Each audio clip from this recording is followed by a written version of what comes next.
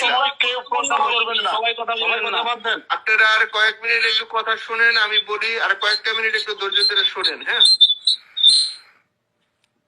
কারণ এখানে সম্রাট ভাই আছেন, তারা ক্ষতিগ্রস্ত মানুষ, তারা যে কোনো ভাবে সব জায়গায় আমাদের ডাকা, আমাদের সব টিম রেডি আছে।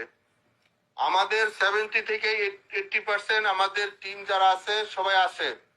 আমরা মূল ব্যক্তির এবং আমাদের নীতি নির্ধারক যারা আছে তাদের পারমিশনের মধ্যে থেকে আমরা একটা শৃঙ্খলার মধ্যে থেকে আমাদের রাজধানীতে আমরা থাকতে চাই।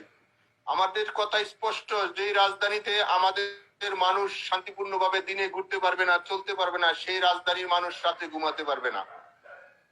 আমাদের চূড়ান্ত ডিসিশন, যেই রাজধানীতে আমরা দিনে থাকতে পারবো না, সেই রাজধানীর মানুষের ঘুম আল্লাহ দিবে না। আমরা সেইভাবে আমাদের তৈরি করে নিছি।